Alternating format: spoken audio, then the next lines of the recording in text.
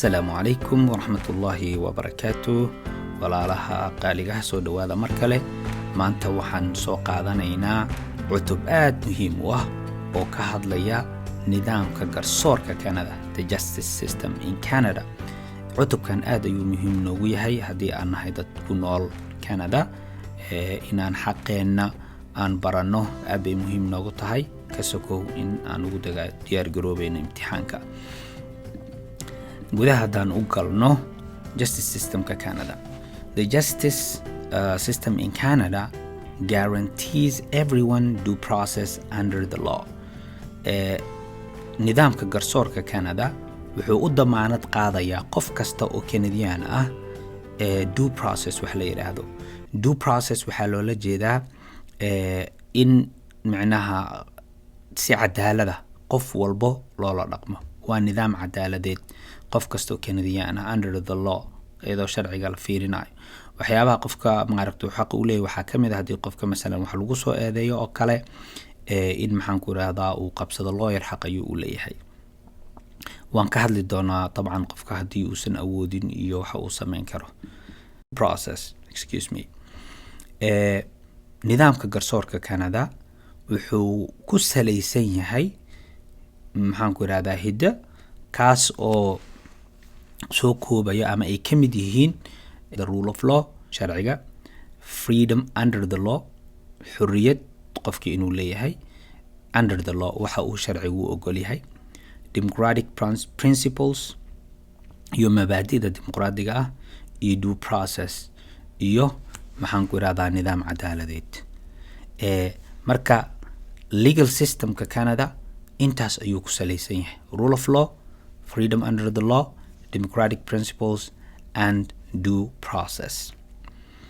freedom under the law na waxa waaye dad kale kuma xadgudbi kartid adigoo maaragtay ku marmarsiyoonayo xurriyadaada waxay ku eg tahay meesha dadka kale xurriyadooda ay ka bilaabato. marka inaad dad kale ku xadgudubtid adoo maaragtay ku andacoonayo in aad xurriyadda aad exercise gareynaysid wax la aqbalayo maahan. democratic principles-kana waxay ka mid tahay waxyaabaha aadka muhiimka ugu ah muxuu ahaa sharciga Canada. fairness-na waa muhiim in cadaalad la falo oo qof walbo maaragtay wuxuu xaq u leeyahay uu helo. waxaa jiro sharciga garsoorka Canada waxaa ku jira wax la yiraahdo presumption of innocence. sharciga Canada ama garsoorka Canada wuxuu mar walba ka soo qaadaya qof kasta in uu yahay innocent, qof aanan dambi lahayn inuu yahay ka soo qaadaya. taas micnaheedu maxay tahay? micnaheedu waxay tahay everyone is innocent until proven guilty. qof kasta waa qof maxaan ku yiraahdaa aanan dambi lahayn ilaa lagu cadeeyo, until proven guilty. guilty-ga marka qofka waxa waaye haddii la helo muxuu ahaa cadeymo ay ku cadaato inuu dambiga galay, markaas way ka duwan tahay, innocent ma ahaanayo. haddii asiga uu qirtana طبعا markaasna guilty uu noqonayaa. laakiin qof baa la iska soo eedeynayaa, maxkamada iska imaanaysa iska xukumayso ma jirto. sababtoo ah haddii uu qof kasta uu qof kala uu maaragtay iska eedeyn karo wuxuu doona ka sheegi karo, hadda maanta maba nabad lagumaba noolaadeenba. marka saas daraadeed aad u muhiim u yahay sharcigan. Scales of Justice, Vancouver Law Courts. The blindfolded lady justice symbolizes the impartial manner in which our laws are administered, blind to all considerations but the fact. sawirkan halkan ku yaalo gabadhan indhaha ka xiran, sawirkaas wuxuu ku yaalaa Vancouver maxkamada ku yaalo. waxaana loola jeedaa gabadha indhaha ka xiran waxay sumad u tahay the impartial manner. impartial horaa usoo baranay, partial iyo impartial. partial micnaha waxaa loola jeedaa muxuu ahaa wax dhinac u janjeero oo qof u eexanayo. impartialna waxaa waa qof dhexdhexaada oo aanan cidna u eexanaynin. marka sharciga Canada waa dhexdhexaad, cidna ma u eexanayo. saas daraadeed wuxuu la mid yahay qof aanan waxba arkaynin accept facts. wuxuu arkaa keliya waxyaabaha xaqaa'iqda keliya arkaya. any considerations ma arkayo. considerationska waxyaaba kaloo la tixgeliyo oo qofkan qof la yaqaano waaye iyo oo qofkan qof madax baa dhalay iyo oo ama qofkan asaaba madax ah iyo qofkan qof sumcad leh waaye waxaas oo dhan lama fiirinayo waxaa la fiirinaya kaliya factska la fiirinaya saas daraadeed qofka haddii dembi lagu soo oogo qofku doona ha ahaado waa la baarayaa wax considerations lama fiirinayo marka justice systemka markaan ka hadlayno waxaa aad muhiim u ah courts maxkamadaha marka shaqadooda maxay tahay the courts settle disputes and the police enforces the law maxkamadaha shaqadooda waxay tahay in ay xaliyaan isqabqabsiga muxuu ahaa disputeska disagreementska dadka hadday wax isku qabsadaan ama dhul ay isku qabsadeen ama lacag isku qabsadeen ama xitaa maxaan ku idhaahdaa qofa wuxuu sheegay qofkan kale inuu dhibaateeyay waxaasoo dhan waxaa xaliya maxkamadaha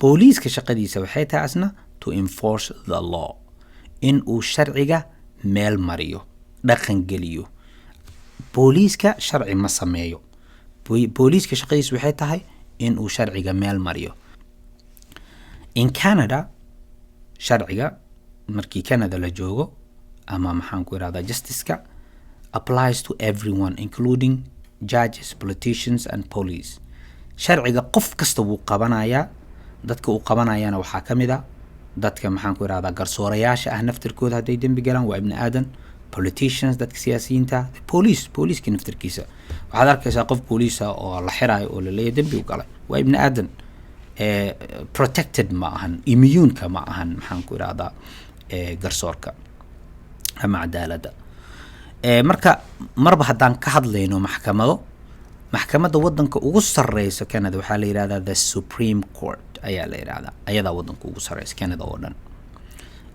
maxkamado kalena way jiraan Canada maxkamadahaas waxaa waaye qaarna waa federal qaarna waa provincial kuwa federaalka ah marka shaqadooda waxay tahay Federal Court of Canada deals with matters concerning the federal government maxkamadaha federaalka ah sida magacoodaba ka muuqata waxay la dhiilgareeyaan ama waxay ka shaqeeyaan arrimaha quseeya federal governmentiga ayay qaabilsan yihiin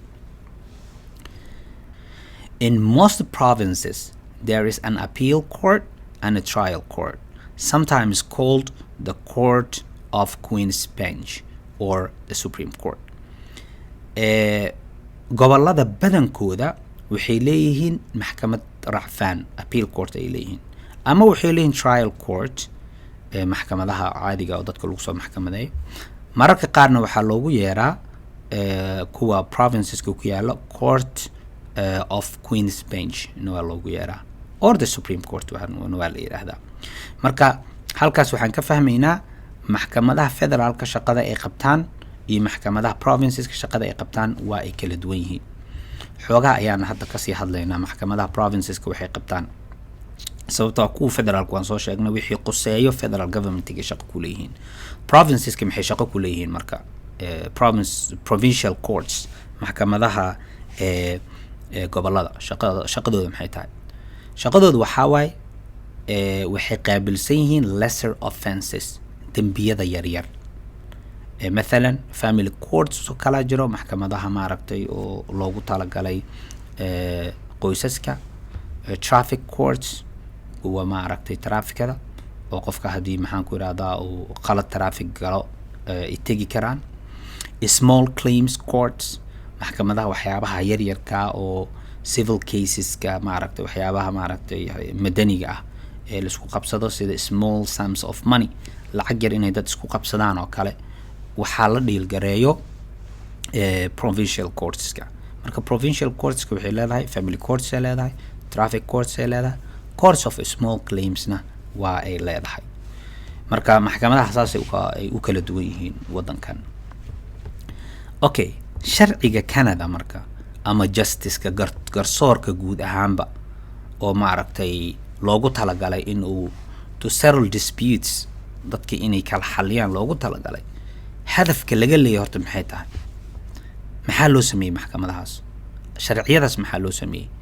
our laws are intended to provide order in society and peaceful way to settle disputes and express the values and beliefs of Canadians. sharciyada Canada waxaa loo sameeyey in dadka mujtamaca Canadianka ah ay muxuu ahaa helaan wax la yiraahdo order kala dambeyn. mujtamaca waa in uu yahay mujtamac kala dambeeyo oo aan isqabqabsanin oo aan iska laalacshoomin. qaabkee loo sameynaa in a peaceful way, si nabdoon. sababtoo haddii uusan nidaam jirin, hadduu qof walba xaqiisa isaa raadsanayo, hadduu xoog ku raadsan lahaa, hadduu maaragtay qof kale uu dad kale u adeegsan lahaa, laakiin saas maahan qaabka wax loo xaliyo. peaceful way ee loo xalinaa. that's why maxkamada u sameynsiiyeen to settle disputes, dadka maaragtay isqa qabsigooda si loo xaliyo. sidoo kale waxyaabaha maxkamadaha loo sameeyey ama sharciga loo sameeyey waxaa ka mid ah to express the values and beliefs of Canadians, in maaragtay la cabiro qiyamta iyo caqiidada ama waxyaabaha ay aaminsan yihiin dadka Canadianka. sharci kasto, dowlad kasta sharciga ay sameyso mar walba kama marno values iyo beliefs, yani waxa la aaminsan yahay oo diin ahaan loo aaminsan yahay iyo waxyaabaha valueska. yani valueska normalka anaga aan naqaan waxa kamid ah caruurteena u sheegno waxa xadin waa wax value ah oo qof walba uu ku soo barbaaray. marka taasna waxay ku jirtaa dabcan sharciga, sababtoo qofka haduu xado waxba laga talaabo laga qaadaya. the police ka daayna waan soo sheegnay hadafkooda, waxyaabaha ay qabtaan. the police are there to keep people safe and to enforce the law. booliisku waxay meesha u joogaan, shaqadoodana ay tahay in ay dadka ay maaragtay dareensiiyaan ama ay ilaaliyaan ammaankooda. sidoo kale waxaa loogu talagalay to enforce the law, in ay sharciga meel mariyaan, saan horeyba usoo sheegnay. Canada marka waxaa ka jiro police iyo RCMP. RCMP iyo poliiska marka way kala duwan yihiin. poliiska waxaa jiro gobolada ama magaalooyinka waxay leeyihiin poliisi u gaar ah. yani mesela waxaad arkaysaa magaalo kasto inay poliiskeeda leedahay. yani anaga mesela Edmonton aan deganahay, Edmonton Police Service aa jiro. haddaad tagtid Calgary mid kale aa jiro. marka gobol kasta iyo magaalo kasto waxay leedahay poliiskeeda iyada u gaarka ah oo ammaanka sugaayo oo sharciga meel marinayo. laakiin waxaa jiro RCMP waxa la yiraahdo ama the Royal Canadian Mounted Police. kuwaas shaqadoodu waxay tahay to enforce federal laws throughout the country. waxay ayaga meel marinayaan sharciga federaalka ah Canada oo dhan ay maaragtay ka dhaqan gelinayaan. RCMP shaqadooda way ka ballaaran tahay shaqada booliiska caadiga uu qabto. waxaa jiro waxa la yiraahdo provincial police, ay leeyihiin maxaan ku raahdaa gobollo qaar oo kamid ah Canada. tusaale ahaan waxaa provincial police leh Ontario iyo Quebec. maadaama ay jiraan gobollo provincial police aanan lahayn, ayaga ayaa waxay u actigareeyaan as provincial police. RCMP naftirkeeda waxay u shaqeynaysaa qaab provincial police. laakiin laba gobol Ontario iyo Quebec maadaama ay provincial police leeyihiin, RCMP uma baahno in ay as provincial police uga shaqeyso labadaas gobol. marka guud ahaan haddaan soo koobo, RCMP waxay la mid yihiin sida ma aragtay dowlado badan ba ay leeyihiin, waa hay-adda ammaanka wadanka oo dhan sugta waay. hay-adda ammaanka wadanka dhan mas-uulka ah waay. marka way ka awood badan tahay booliiska caadiga ah. booliiska marka haddii qofka uu masalan hab dhaqanka qofka booliiska ah uu xoogaha yar uu fahmi kari waayo, xaq ma u leeyahay inuu su'aal weydiiyo, conductigiisa inuu wax ka weydiiyo xaq ma u leeyahay? jawaabtu waxaa waa yes. you can also question the police about their service or conduct if you feel you need to do so. marka haddii aad dareento inay muhiim ku tahay inaad su'aal weydiiso, xaq baad u leedahay. qaab dhaqameedka uu dhaqmaayo sharci inay yihiin wuxuu sameynaa in kala daartid waa weydiin kartaa. laakiin haddaad rabtid inaad xujayso ood maxaan ku irahdaa shaqadooda adkayso taas lama ogola. haddaa waxaan soo sheegay due process inuu qofka micnaha uu waxyaabo uu entitled u yahay ay jiraan. marka due process horta sidiisaba maxaa loola jeedaa? waxaa loola jeedaa is the principle that the government must respect all the legal rights a person is entitled to under the law. macnaha waxaa loola jeedaa mabda waaye, mabda'aas oo ah in dowladda ay ku qasban tahay in ay ixtiraamto qof kasta xaqiisa sharciyeed oo uu leeyahay. okay, qof kasta xaqiisa sharciyeed uu leeyahay in la ilaaliyo. marka xaqa sharciga qofka uu leeyahay waxaa ka mid ah sidaan horeyba u sheegay qofka inuu maaragtay qabsado lawyer haddii masalan wax lagu soo eedeeyo. laakiin lawyerada waa qaali wadankan, qof kasta ma awoodo marka inuu lawyer uu qabsado. marka haddii aadan awoodin inaad lawyer qabsato waxaa jiro waxa la yiraahdo legal aid service waxa la yiraahdo oo bulshooyinka badanaa laga dhaxelo, kuwaas oo mararka qaar si free ah lacag la'aan ah shaqo kugu qabanayo ama lacag yar ka qaadayo. laakiin waxaa xusid mudan in badanaa legal aid kan anigu waan la macaamilo waan arkay oo dad aan la shaqeynay caawinaya aan ku arkay.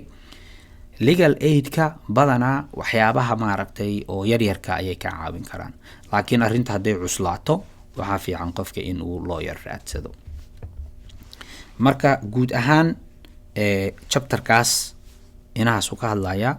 si guud ahaan wuxuu ka hadlayaa garsoorka qaabka u shaqeeyo, booliiska shaqadoodu ka hadlayaa, wuxuu ka hadlayaa maxkamadaha shaqooyinkooda, RCMP uu ka hadlayaa iyo inay ayaga yihiin maaragtay kuwa ammaanka wadanka dhan suga. wuxuu ka hadlayaa qofka legal help inuu heli karo muxuu ahaa haddii uusan awoodin inuu lawyer iska bixiyo. marka chapterkaas intaas ayaa ugu muhiimsan. marka waxaan rajaynayaa inaad ka bogateen intaas iyo ilaa aan ku kulmi doono cutub kale. waxaan idin rajaynayaa kheer iyo baraare. asalaamu calaykum.